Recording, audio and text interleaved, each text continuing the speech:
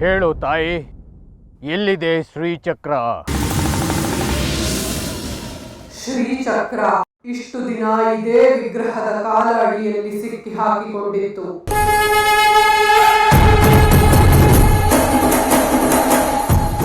ವಿಗ್ರಹ ಹೋದ ಕಡೆಯೆಲ್ಲ ಶ್ರೀಚಕ್ರವೂ ಅದರ ಜೊತೆಗೆ ಸಂಚರಿಸುತ್ತಿತ್ತು.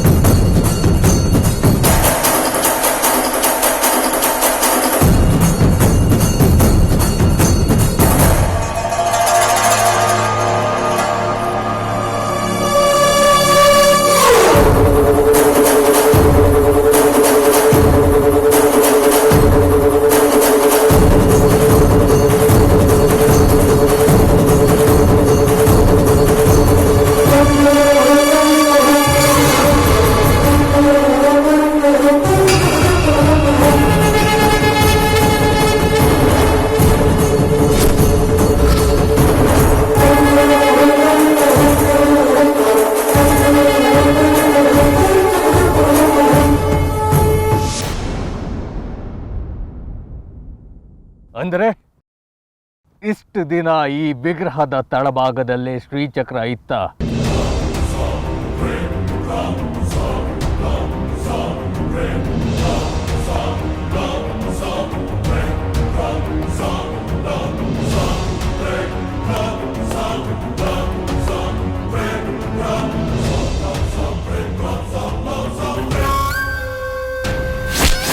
ತಾಯಿ, ಎಲ್ಲಿದೆ ಆ ಶ್ರೀಚಕ್ರ? ಈಗ ಶ್ರೀಚಕ್ರ ಇದರ ಜೊತೆಗಿಲ್ಲ. ಈ ವಿಗ್ರಹಕ್ಕೂ ಆ ಶ್ರೀಚಕ್ರಕ್ಕೂ ಈಗ ಯಾವ ನಂಟೂ ಇಲ್ಲ. ಇದರಲ್ಲಿ ಶ್ರೀಚಕ್ರ ಇಲ್ಲ ಅಂದ್ರೆ ಈ ಕೆಲಸಕ್ಕೆ ಬಾರದ ವಿಗ್ರಹನ ಇಟ್ಕೊಂಡು ಏನ್ ಮಾಡ್ಲಿ ನಾನು?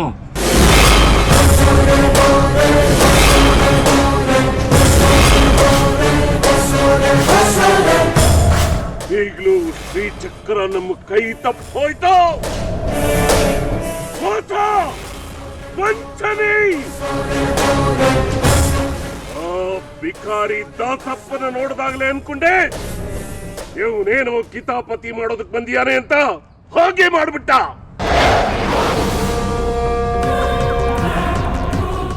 ಇನ್ನು ಈ ವಿಗ್ರಹ ನಮ್ಗೆ ಆಗ್ಬೇಕು. ಇದನ್ನ ಅವನು ಎದೆ ಮೇಲೆ ಬಡಿದು ಬರ್ತೀನಿ.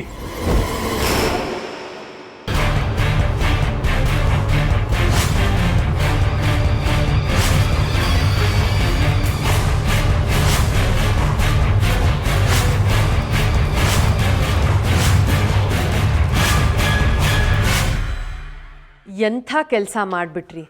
ಶ್ರೀಚಕ್ರ ಅಂದರೆ ಸಾಕ್ಷಾತ್ ಅಮ್ಮನವರ ಪ್ರತಿರೂಪ ಅಂತ ಇಡೀ ಜಗತ್ತೇ ಅದರ ಉಪಾಸನೆ ಮಾಡ್ತಿದೆ. ಆದರೆ ನೀವು ಅಂಥ ಶ್ರೀಚಕ್ರನ ಕೇವಲ ಒಂದು ಹಣ್ಣು ಮಾಡಿಬಿಟ್ರಾ? ತಪ್ಪೇನು? ಇಂದು ಹುಟ್ಟಿ ನಾಳೆ ಮಾಗಿ ನಾಡಿದ್ದು ಕೊಳೆತು ನಶಿಸಿ ಹೋಗುವ ಏಕಶ್ಚಿತ್ ಹಣ್ಣಾಗುವ ದುರ್ದಶೆ ಶ್ರೀಚಕ್ರಕ್ಕೆ ಒದಗಿಸಿಬಿಟ್ರಲ್ಲ. ನನ್ನನ್ನು ಅಷ್ಟೊಂದು ತಿಳಿಗೇಡಿ ಎಂದು ಭಾವಿಸಿದೆಯಾ? ಇಲ್ಲ, ಅಂತಹ ಯಾವುದೇ ದುರ್ದಶೆಯನ್ನು ಶ್ರೀಚಕ್ರಕ್ಕೆ ನಾನು ಒದಗಿಸಿಲ್ಲ. ಶ್ರೀಚಕ್ರ ಮಾಗಿ ಫಲ ಕೊಡೋ ಕಾಲ ಹತ್ತಿರ ಬಂದಿದೆ. ಅದಕ್ಕೆ ಫಲರೂಪಿ ಮಾಡಿರುವೆ. ಕೊಳೆತು ನಶಿಸಿ ಹೋಗುವ ಹಣ್ಣಲ್ಲ ತ್ರಿಪುರ ಸುಂದರಿ ಅದು. ಹಣ್ಣಿನೊಳಗೊಂದು ಬೀಜವಿದೆ. ಬೀಜರೂಪಿ ಶ್ರೀಚಕ್ರ ಮತ್ತೊಂದು ಸ್ವರೂಪಕ್ಕೆ ಬದಲಾಗುವ ಪರ್ವಕಾಲವಿದು. ಇನ್ನು ಮುಂದೆ ಬೀಜ ಸ್ವರೂಪಿ ಶ್ರೀಚಕ್ರ ಮತ್ತೊಂದು ಬದುಕನ್ನು ಕಾಣುವುದರಲ್ಲಿದೆ. ಮತ್ತೊಂದು ಮಹಾಪ್ರಯಾಣ ಶುರುವಾಗಲಿದೆ. ಅದೆಷ್ಟೆಷ್ಟೋ ಲೋಕ ಕಲ್ಯಾಣಾರ್ಥ ಕಾರ್ಯಗಳಾಗಬೇಕಿವೆ. ಇನ್ನು ಮುಂದೆ ಶ್ರೀಚಕ್ರ ಸ್ವತಃ ದುಷ್ಟರ ಶಿಕ್ಷೆ, ಶಿಷ್ಟರ ರಕ್ಷೆಗೆ ನಿಲ್ಲಲಿದೆ. ನಿನ್ನ ಭಕ್ತರ ಮುಂದೆ ಮಹಾ ಅಧ್ಯಾಯವೇ ತೆರೆದುಕೊಳ್ಳಲಿದೆ. ಸರಿ, ನಾನು ಇಲ್ಲೇ ಇದ್ದರೆ ಸಮಯ ಹೋಗುವುದೇ ಗೊತ್ತಾಗುವುದಿಲ್ಲ. ಬರ್ತೀನಿ.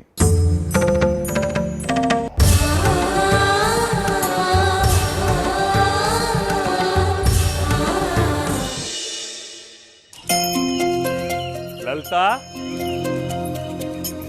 ಲಲಿತಾ ಅಮ್ಮ ಬನ್ನಿ ಬನ್ನಿ, ನಿಮ್ಮ ಬಗ್ಗೆನೇ ನಾನು ಲಲಿತಾ ಈಗ ತಾನೇ ಮಾತಾಡ್ಕೊತಾ ಇದ್ದೀನಿ. ಒಂದ್ ನಿಮಿಷ ಬಂದೆ. ಎಲ್ಲ ಚೆನ್ನಾಗಿದ್ದೀರಾ? ಹಾಂ. ಹೇಗಿದೆಯಾ ಮಗು? ಹೋದ ಕೆಲಸ ಎಲ್ಲ ಸುಸೂತ್ರವಾಗಿ ಆಯ್ತಾ? ಅಯ್ಯೋ ಅದೊಂದು ದೊಡ್ಡ ಕತೆ ಅಪ್ಪ, ಎಲ್ಲ ವಿವರವಾಗಿ ಆಮೇಲೆ ಹೇಳ್ತೀನಿ.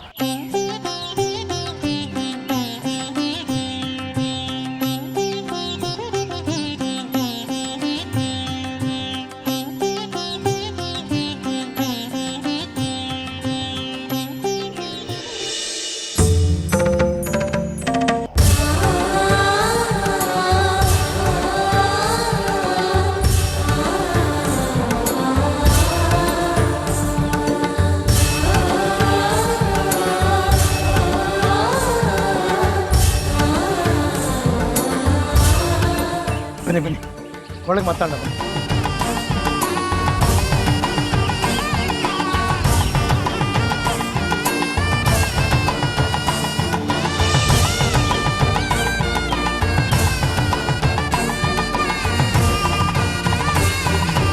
ಬನ್ನಿ ಬನ್ನಿ.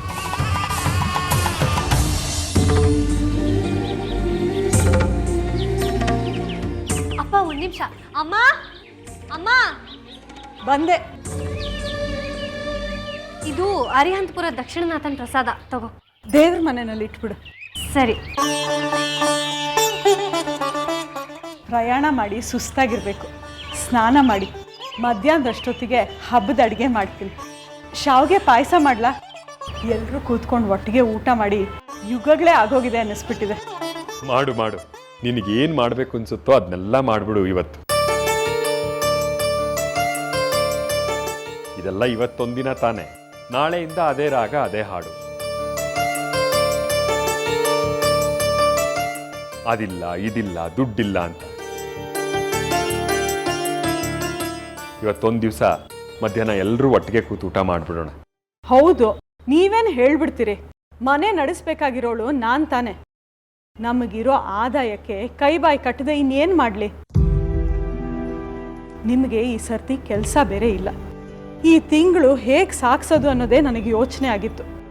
ನಿಮಗೆ ನನ್ನ ಪರಿಸ್ಥಿತಿ ನೋಡಿದ್ರೆ ತಮಾಷೆ ಬೇರೆ. ಮೊದಲು ಅಡುಗೆ ಮಾಡಿ ಹೋಗಿ ಮಾರಾಯ್ತಿ, ಮತ್ತೆ ದುಡ್ಡಿನ ವರಾತ ತೆಗಿಬೇಡ ನೀನು. ಈ ತಿಂಗಳು ಮನೆ ಖರ್ಚಿಗೆ ಬೇಕಾಗುವಷ್ಟು ದುಡ್ಡು ನನ್ನ ಹತ್ರ ಇದೆ. ಮತ್ತೆ ದುಡ್ಡಿನ ಬಗ್ಗೆ ಮಾತಾಡಬೇಡ. ಇರತ್ತೆ ಇರತ್ತೆ, ಅದೇನು ಆಕಾಶದಿಂದ ಉದ್ರಿ ನಿಮ್ಮ ಜೇಬಿಗೆ ಬಂದು ಬಿದ್ದಿರತ್ ನೋಡಿ. ಹಾಗಲ್ವೇ, ಅರಿಹಂತಪುರದಲ್ಲಿ ಒಂದು ಮನೇಲಿ ಅಡುಗೆ ಕೆಲಸ ಮಾಡ್ತಿದ್ದೆ, ಅವ್ರು ಕೊಟ್ಟು ಸಂಬಳ ಇದೆ. ಈ ತಿಂಗಳ ಖರ್ಚು ಹೇಗೋ ಕಳೆಯುತ್ತೆ. ನಾಳೆಯಿಂದ ದೇವಸ್ಥಾನದಲ್ಲಿ ಪ್ರಸಾದ ಮಾಡೋ ಕೆಲಸ ಇದ್ದೇ ಇದೆಯಲ್ಲ. ಅಲ್ಲಿ ಹೋಗಿ ಅದು ಬೇರೆ ಮಾಡಿದ್ರಾ? ಅದು ಸರಿ, ಹೋದ ಕೆಲಸ ಏನಾಯ್ತು? ಎಲ್ಲ ಸಾಂಗವಾಗಿ ಆಯ್ತಾ? ಅವಳಿಗೆ ತಿಳ್ಕೊಳ್ಬೇಕು ಅಂತ ತುಂಬ ಕುತೂಹಲ. ನೀನು ಹೋದ ಕೆಲಸ ಏನಾಯ್ತು ಹೇಳ್ಬಿಡು. ಎಲ್ಲ ಚೆನ್ನಾಗಾಯ್ತಪ್ಪ. ನೆನ್ನೆ ಪೂಜೆ ಆಯ್ತು, ಇವತ್ತು ಹೊರಟು ಬಂದ್ವಿ. ಏನು ತೊಂದರೆ ಆಗ್ಲಿಲ್ಲ ತಾನೆ? ಓ ತೊಂದ್ರೆನಾ? ಒಂದ ಎರಡ? ಎಲ್ಲ ಅಡ್ಡಿ ಆತಂಕಗಳೂ ಎದುರಿಗೆ ಬಂದ್ವು. ಹೇಗೋ ಅಮ್ಮನವ್ರ ದಯೆ ಇತ್ತು, ಸುಖ ಅಂತ ಆಯ್ತು. ನೀನು ಹೇಳಿದ್ರೆ ನಂಬಲ್ಲ, ವಿರೂಪಾಕ್ಷ ಶಾಸ್ತ್ರಿಗಳು ಅಲ್ಲಿಗೆ ಬಂದಿದ್ರು. ಅವ್ರು ಯಾಕೆ ಅಲ್ಲಿಗೆ ಬರ್ತಾರೆ? ಅವ್ರಿಗೇನಂತೆ ಅಲ್ಲಿ ಕೆಲಸ? ಯಾವ ಕೆಲಸನೋ ಗೊತ್ತಿಲ್ಲ, ವಿಗ್ರಹ ಬೇಕು ಅಂತಿದ್ರು. ಕಡೆ ಪೂಜೆ ಮಾಡೋಕ್ಕೂ ಅವರೇ ನಿಂತರು, ಆದರೆ ಪೂಜೆ ಮಾಡೋಕ್ಕೆ ಆಗಲಿಲ್ಲ. ವಿಗ್ರಹಗಳು ನೂರಾರು ಸಂಖ್ಯೆಯಲ್ಲಿ ಉದ್ಭವ ಆದವು. ಅದರಲ್ಲಿ ಅಸಲಿ ಯಾವುದು ನಕಲಿ ಯಾವುದು ಅಂತ ಗೊತ್ತಾಗದೆ ಒದ್ದಾಡ್ಬಿಟ್ರು ಪಾಪ. ಅದು ಯಾವಾಗಲೂ ಹಾಗೇನಪ್ಪ. ನಮ್ಮ ಉದ್ದೇಶಗಳು ಚೆನ್ನಾಗಿದ್ದರೆ ಎಲ್ಲವೂ ಸರಿಯಾಗುತ್ತೆ. ಶಾಸ್ತ್ರಿಗಳು ಒಳಗೂಟ ಏನಿದೆಯೋ ಯಾರಿಗೆ ಗೊತ್ತು. ಅಂದ್ಹಾಗೆ ಹಂಡೆನಲ್ಲಿ ಬಿಸಿನೀರು ಚೆನ್ನಾಗಿ ಕಾದಿದೆ, ಹೋಗಿ ಸ್ನಾನ ಮಾಡ್ಕೊಂಡು ಬನ್ನಿ. ದಣದು ಬಂದಿದ್ದೀರಾ? ಸರಿ, ನಾನು ಅಷ್ಟರಲ್ಲಿ ದೇವಸ್ಥಾನಕ್ಕೆ ಹೋಗಿರ್ತೀನಿ, ನೀವೆಲ್ಲ ಆಮೇಲೆ ಬನ್ನಿ. ಯಾಕೆಂದರೆ ನೀವೆಲ್ಲ ಕ್ಷೇಮವಾಗಿ ಹಿಂತಿರುಗಿದ್ರೆ ಅಮ್ಮನವರಿಗೆ ಅಭಿಷೇಕ ಪೂಜೆ ಮಾಡಿಸ್ತೀನಿ ಅಂತ ಅಂದ್ಕೊಂಡಿದ್ದೆ. ಅದಕ್ಕೆ ಮುಂದೆ ಹೋಗಿ ನಾನು ಸಿದ್ಧಪಡಿಸ್ತೀನಿ, ನೀವು ಬನ್ನಿ. ಅಪ್ಪ ಒಂದು 5 ನಿಮಿಷ ಕಾದಿರಿ, ಸ್ನಾನ ಮಾಡ್ಕೊಂಡು ನಾನು ನಿಮ್ಮ ಜೊತೆ ಬಂದ್ಬಿಡ್ತೀನಿ. ನಾನು ಬರ್ತೀನಿ. ಸುನೀತಾನು ಆವತ್ತಿಂದ ದೇವಸ್ಥಾನಕ್ಕೆ ಹೋಗಬೇಕು ಅಂತ ಇದ್ಲು, ಅವಳನ್ನು ಕರ್ಕೊಂಡು ಬರ್ತೀನಿ. ಸರಿ, ನಾನು ತಯಾರಾಗಿ ಬಂದ್ಬಿಡ್ತೀನಿ. ಅಪ್ಪ ಸರಿ, ನಿಮ್ಮ ಅತ್ತೆಗೂ ಹೇಳ್ಬಿಡಮ್ಮ.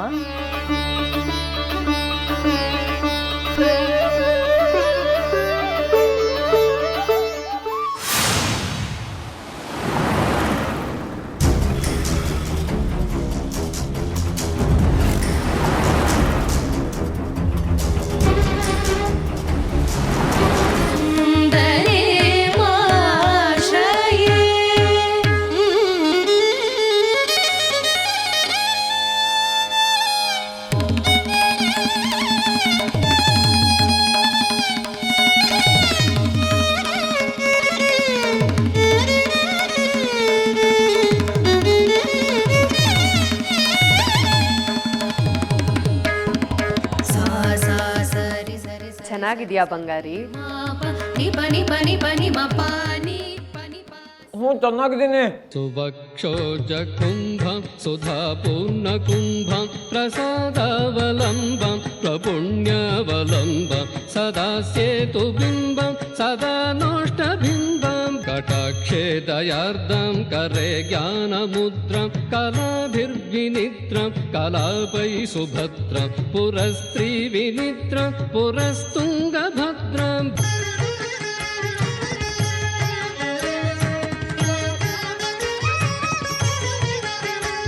ಲಲಾಮಾಂಗಫಾಲಂ ಲಸತ್ಕಾನಲೋಲಂ ಸ್ವಭಕ್ತೈಕಪಾಲಂ ಯಶಸ್ವೀಕಪೋಲಂ ಕರೆ ತ್ವಕ್ಷಮಾಲಂ ಕನತ್ಪ್ರತ್ನಲೋಲಂ ಭಜೆ ಶಾರದಾಂಬಂ ಅಜಸ್ತ್ರಂ ಮದಂಬಂ.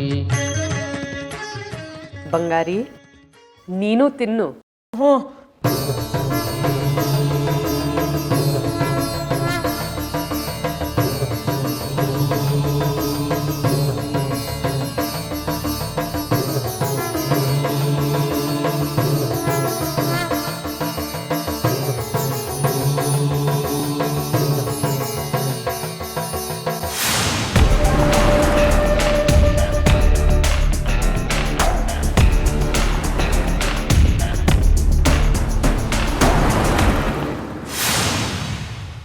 ನನಗಿನ್ನೂ ಸಾಕಾಗಲಿಲ್ಲ. ಅದಕ್ಕೇನಂತೆ ಮೇಷ್ಟ್ರಮ್ಮ, ಇನ್ನೂ ಇದೆ, ಬಡಿಸ್ತೀನಿ.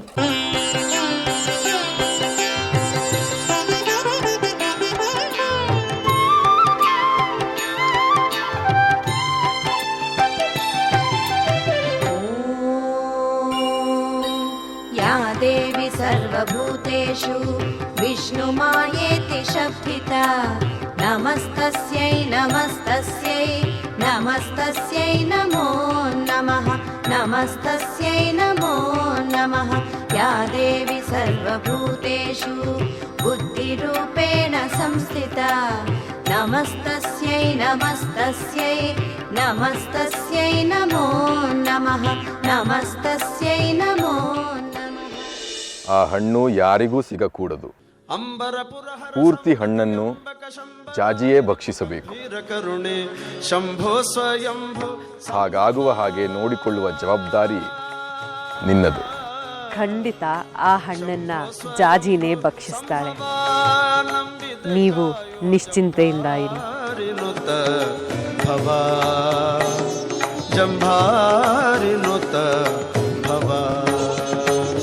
ಅಂಬರಪುರಹರ ಸಂಬತ್ರ್ಯಂಬಕ ಶಂಬರಾರಿರಿಪು ಗಂಭೀರ ಕರುಣೆ ಶಂಭೋ ಸ್ವಯಂಭು ಸಂಭವಾನಂಬಿದ ಕಾಯೋ ಜಂಭಾರಿನುತ ಭವ ಜಂಭಾರಿನುತ ಭವ.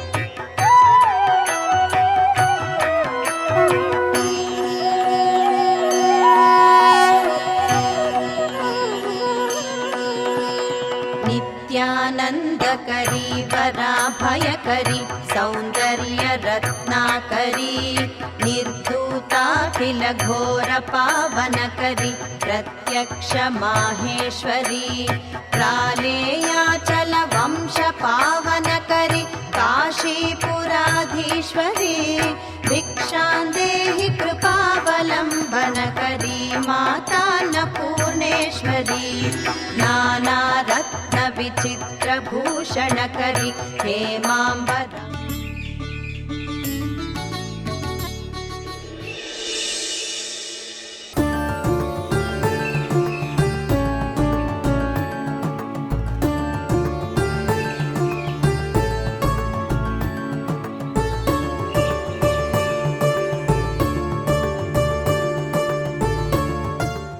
ಚೆನ್ನಾಗಿದ್ದೀರಾ ತಾಯಿ? ನಿಮ್ಮನ್ನು ನೋಡಿ ಬಹಳ ದಿನಗಳೇ ಆಯಿತು. ಚೆನ್ನಾಗಿದ್ದೀನಿ ಶಾಸ್ತ್ರಿಗಳೇ, ನೀವು ಹೇಗಿದ್ದೀರಾ? ಆ ತಾಯಿ ತ್ರಿಪುರ ಸುಂದರಿ ದಯೆಯಿಂದ ಇಷ್ಟು ಮಟ್ಟಿಗಿದ್ದೀನಿ ನೋಡಿ. ತುಂಬ ದಿನಗಳಿಂದ ನಿಮ್ಮ ಬರುವಿಕೆಗೆ ಕಾಯ್ತಾ ಇದ್ದೆ. ಒಂದು ಸಂದೇಹ ನನ್ನನ್ನು ಕಾಡ್ತಾನೇ ಇದೆ. ನನ್ನ ಬರುವಿಕೆಗಾಗಿ ಕಾಯ್ತಿದ್ರಾ? ಏನು ನಿಮ್ಮ ಸಂದೇಹ? ನೀವು ಈ ಲೋಕದ ಸಾಧಾರಣ ಸ್ತ್ರೀಯರ ಹಾಗೆ ಕಾಣಿಸ್ತಾ ಇಲ್ಲ. ಯಾವುದೋ ಒಂದು ಅಸಾಧಾರಣ ಶಕ್ತಿ ನಿಮ್ಮಲ್ಲಿದೆ. ಯಾರ ತಾಯಿ ನೀವು? ನಿಮಗೆ ಯಾಕೆ ಹಾಗನ್ನಿಸ್ತು? ಆವತ್ತು ನೀವು ಹೇಳಿದ ಹಾಗೆ ನದಿ ದಡದಲ್ಲಿ ಒಂದು ಮಣ್ಣಿನ ಹೆಂಟೆ ಸಿಕ್ತು.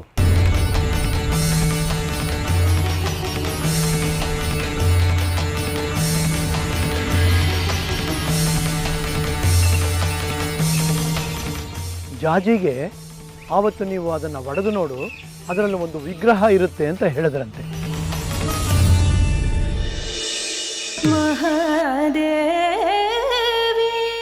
ಹಾಗೆ ಒಡೆದು ನೋಡಿದ್ರೆ ಅದರಲ್ಲಿ ವಿಗ್ರಹ ಇತ್ತು. ಅದು ತ್ರಿಪುರ ಸುಂದರಿ ಅಮ್ಮನವರ ವಿಗ್ರಹ.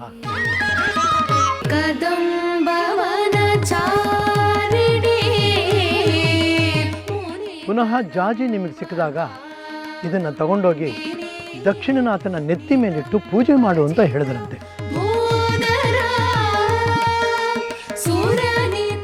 ಜಾಜಿ ಅದನ್ನೂ ಮಾಡಿ ಮುಗಿಸಲ್ಲಂತೆ.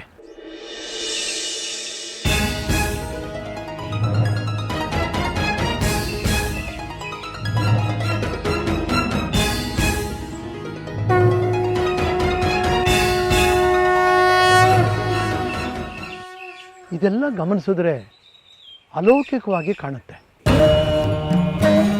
ಇದೆಲ್ಲ ನೀವು ಹೇಳಿದ್ದು ಹೇಳಿದ ಹಾಗೆ ನಡೀತಾ ಇದೆ ಅಂದಮೇಲೆ ನೀವು ಮಾನವ ಸಂಕುಲಕ್ಕೆ ಸಂಬಂಧಪಟ್ಟವರು ಅಲ್ಲ ಅಂತ ನನ್ನ ದೃಢ ನಂಬಿಕೆ. ಒಂದಂತೂ ಸತ್ಯ, ನೀವು ಸಾಧಾರಣ ದೀಪ ಮಾರೋ ಹೆಂಗಸಲ್ಲ. ನೀವೊಬ್ಬ ವಿಶೇಷ ವ್ಯಕ್ತಿ, ಹೌದು ತಾನೆ? ಇಲ್ಲದೇ ಇದ್ರೆ ಇಷ್ಟೆಲ್ಲ ವಿಷಯಗಳು ನಿಮ್ಗೆ ಹೇಗೆ ತಿಳಿಯುತ್ತೆ ಹೇಳಿ? ಅದರಲ್ಲೂ ಅಮ್ಮನವರ ಸಂಕಲ್ಪದಿಂದ ಮತ್ತೆ ಜೀವ ಪಡೆದ ಆ ಕೂಸಿಗೆ ಇದೆಲ್ಲ ನೀವು ಹೇಗೆ ಹೇಳೋಕ್ಕಾಗುತ್ತೆ? ನಾನು ವಿಶೇಷ ವ್ಯಕ್ತಿ ಅನ್ನೋದು ನಿಮಗೆ ಮನವರಿಕೆ ಆಯ್ತಲ್ವಾ?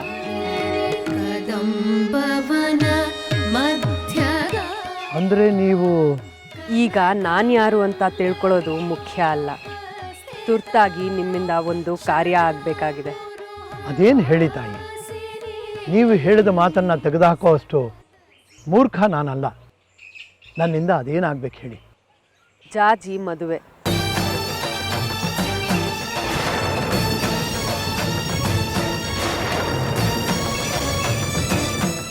ಯಾಕೆ ಮೌನವಾಗಿಬಿಟ್ರಿ? ಇದೇ ನೀವೀಗ ಮಾಡಬೇಕಾಗಿರೋ ಕೆಲಸ. ನೀವೇ ತಾಂಡಾದಿಂದ ಕರ್ಕೊಂಬಂದ ಹುಡುಗಿ ಜಾಜಿಗೆ ನಿಮ್ಮ ಸಮ್ಮುಖದಲ್ಲೇ ಮದುವೆ ಮಾಡಿಸಿ. ಅವಳು ಗರ್ಭವತಿಯಾಗಿ ಇನ್ನು 10 ತಿಂಗಳ ಒಳಗೆ ಅವಳ ಗರ್ಭದಲ್ಲಿ ಒಂದು ಮಹಾಶಕ್ತಿಯ ಜನನವಾಗಬೇಕಾಗಿದೆ. ನನಗೊಂದು ತಿಳಿತಾ ಇಲ್ಲ. ಇದು ದೈವಿ ಸಂಕಲ್ಪ ಶಾಸ್ತ್ರಿಗಳೇ.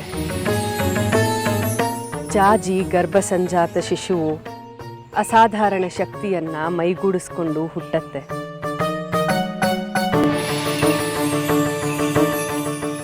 ನಿಖರವಾಗಿ ಇನ್ನು 10 ಹುಣ್ಣಿಮೆಗಳು. ಈ ಹುಣ್ಣಿಮೆಯಿಂದ 10ನೇ ಹುಣ್ಣಿಮೆಗೆ ಜಾಜಿಯ ಗರ್ಭದಲ್ಲಿ ಒಂದು ಶಿಶುವು ಜನನವಾಗಬೇಕು. ಹೀಗೆಲ್ಲ ಆಗಬೇಕು ಅಂದರೆ ಇನ್ನು 1 ತಿಂಗಳಲ್ಲಿ ಜಾಜಿ ಕಂಕಣ ಕೂಡು ಬರಬೇಕು. ಹೌದು, 1 ತಿಂಗಳ ಒಳಗಾಗಿ ಸತ್ಪಾತ್ರ ಪುರುಷನೊಂದಿಗೆ ಜಾಜಿಗೆ ಪಾಣಿಗ್ರಹಣ ಮಾಡಿಸ್ಬೇಕು. ಹಾಗೆ ಮಾಡಿಸಿದ್ರೆ ನಿಮ್ಮ ಸಾಧನೆ ಕ್ಷಿಪ್ರಗತಿಯಲ್ಲಿ ಸಾಗಿ ನಿಮ್ಮ ಆತ್ಮೋದ್ಧಾರ ಆಗತ್ತೆ.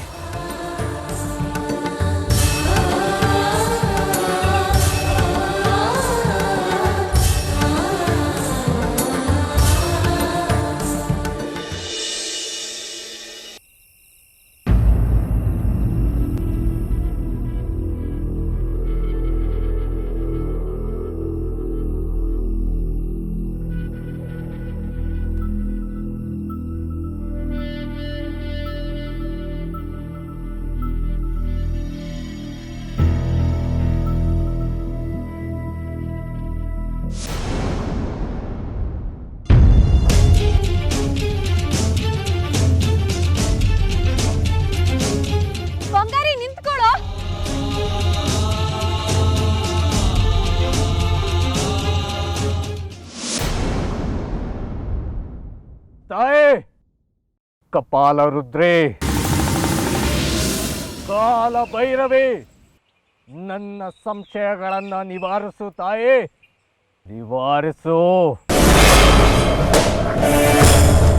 ಶ್ರೀಚಕ್ರ ಬೀಜ ಸ್ವರೂಪಿಯಾಗಿ ಹೆಣ್ಣಿನ ದೇಹ ಸೇರಿದೆ.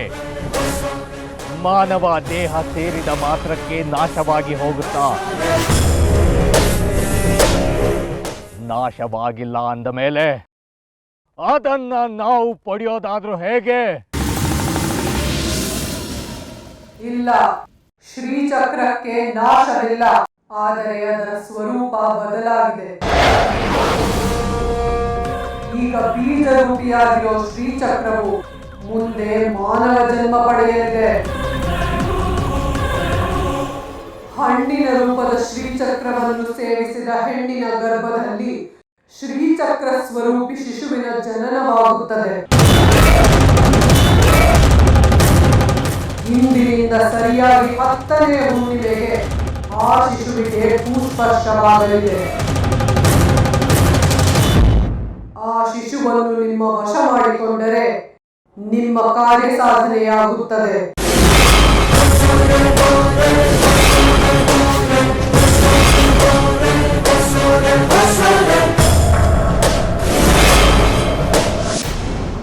ಯಾಕೋ ಬಂಗಾರಿ ಈಗ ಓಡ್ ಬಂದೆ? ಏನಾಯ್ತು ನಿನ್ಗೆ? ಏನಾಯ್ತು ಅಂತ ನಿಂಗೆ ಗೊತ್ತಿಲ್ವಾ? ಅದನ್ನ ನಾನು ಬಾಯ್ ಬಿಟ್ಟು ಬೇರೆ ಹೇಳ್ಬೇಕಾ? ಅದೇನು ಅಂತ ಸರಿಯಾಗಿ ಹೇಳು. ನಾನು ಮಾತಾಡ್ತಾನೆ ಇದ್ದೆ, ನೀನು ಇದ್ದಕ್ಕಿದ್ದಾಗೆ ಎದ್ದು ಬಂದ್ಬಿಟ್ಟೆ. ನೀನು ಹೇಳಿದ ಮಾತು ಕೇಳಿದ್ರೆ ಬೇಜಾರಾಗದೆ ಇರತ್ತಾ, ಅದಕ್ಕೆ ಎದ್ದು ಬಂದ್ಬಿಟ್ಟೆ. ಯಾವ ಮಾತು? ನನ್ನ ಮದುವೆ ತೀರ್ಮಾನ ಮಾಡಿದ್ದಾರೆ ಅನ್ನಲ್ಲ, ಆ ಮಾತಾ? ಅದೇ, ಮದುವೆ ತೀರ್ಮಾನ ಆಗಿದೆ ಅಂದಮೇಲೆ ಹುಡುಗ ಯಾರು ಅಂತಲೂ ತೀರ್ಮಾನ ಆಗಿರುತ್ತೆ.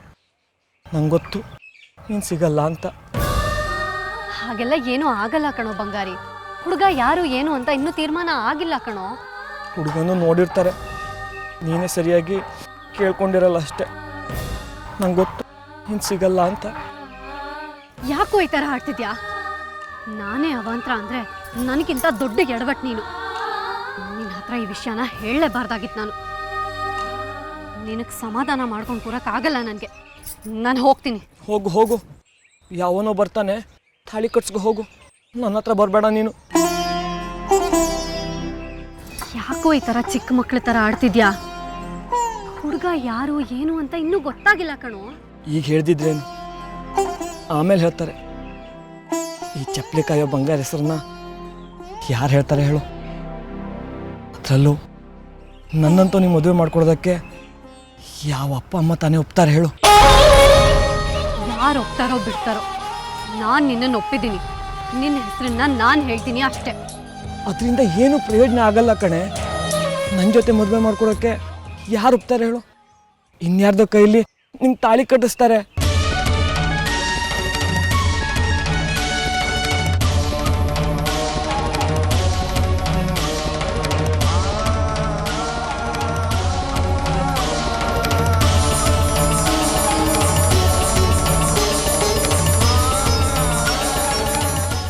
ಯಾಕೆ ಯಾಕೆ ಶಾಸ್ತ್ರಿಗಳೇ ಒಂಥರ ಇದ್ದೀರಿ?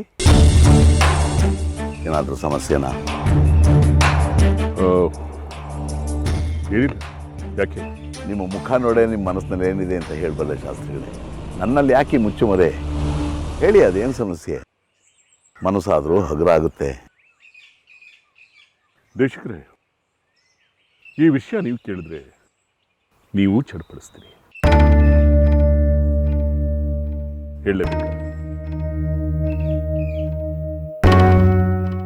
ಹೇಳ್ತೀನಿ ಕೇಳಿ.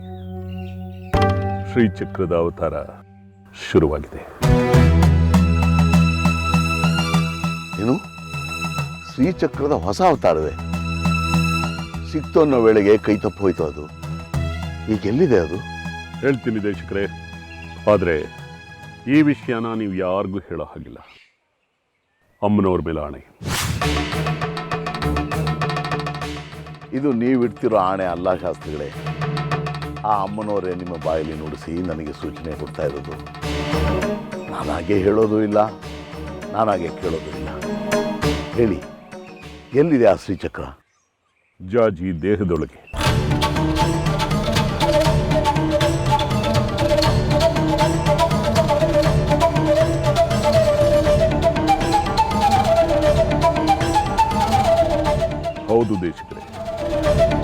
ಜಾಜಿಯ ರಕ್ತ ಮಾಂಸಗಳಲ್ಲಿ ಅದು ವಿಲೀನವಾಗಿ ಹೋಗ್ಬಿಡುತ್ತೆ. ಇನ್ನು 10 ತಿಂಗಳಿಗೆ ಅಂದರೆ ಇವತ್ತಿಂದ 10ನೇ ಹುಣ್ಣಿಮೆಗೆ ಸರಿಯಾಗಿ ಚಕ್ರಸ್ವರೂಪಿ ಆ ಶಿಶು ಜಾಜಿಯ ಗರ್ಭಾಶಯದಿಂದ ಹೊರಗಡೆ ಬರುತ್ತೆ.